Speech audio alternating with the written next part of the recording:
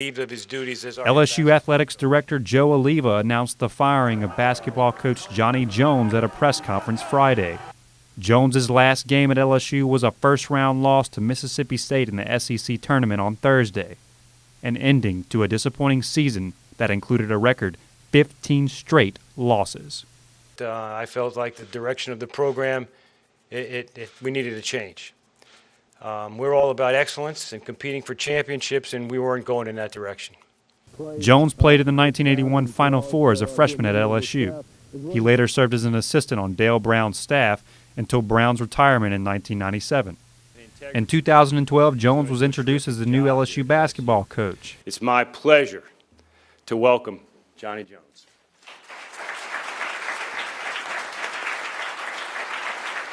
Jones's first season as head coach was mediocre at best, but the team won 19 games and set a school record with 234 three-pointers. His second year was better. The Tigers won 20 games and earned their first postseason berth since 2009. I think it's growth, program-wise, especially from where we were last year, and I think it signifies that we're making some positive steps.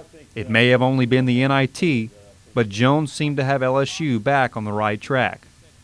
Jones hit his stride in year 3, winning 22 games, tying for third in the SEC, and earning a berth in the 2015 NCAA Tournament.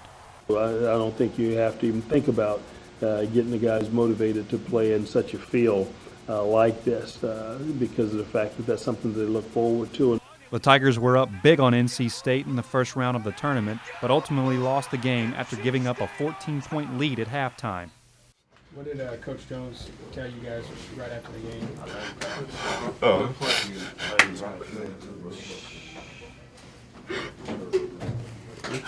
Just stay positive and we had a great season. We just were right there.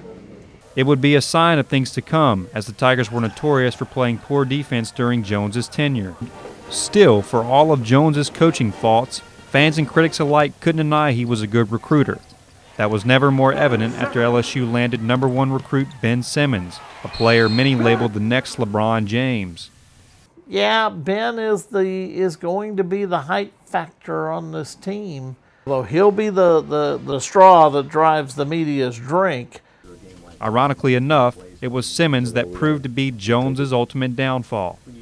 LSU went 19-14 during the 2016 season and missed the NCAA tournament after an embarrassing 71-38 loss to Texas A&M in the SEC tournament. Yeah, we just didn't put the ball in the rim, didn't execute our plays.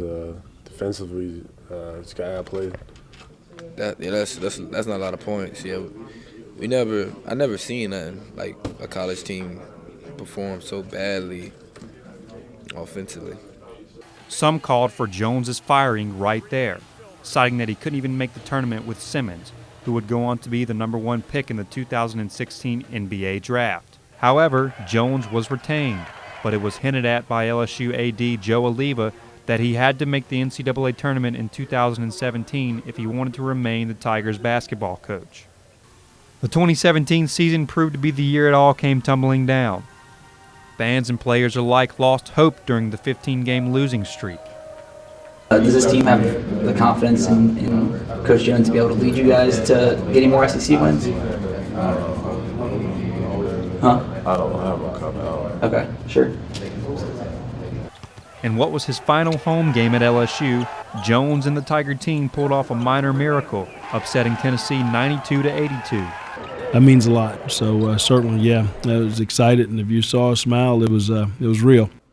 It was a fun night in the PMAC, something fans and players hadn't seen in a long time. I mean, we ain't got to win in a little while, so everybody was happy, everybody, smiling. It was a totally different locker room. The win ultimately meant nothing, though. Jones's fate was already decided. Last year did not come up to our expectations. And this year, when you lose 19 out of 21 games, that's pretty obvious. So I think the past 2 years have been a bit of a disappointment. But even when he knew his firing was imminent, Jones stayed faithful to his alma mater to the very end. And I'm a diehard, LSU guy, purple and gold.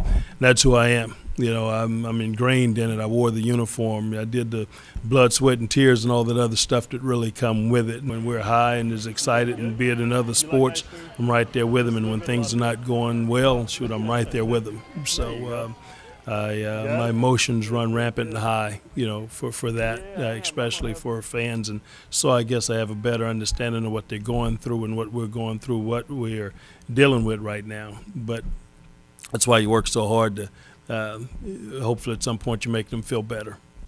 Max Hawkins, Tiger TV Sports.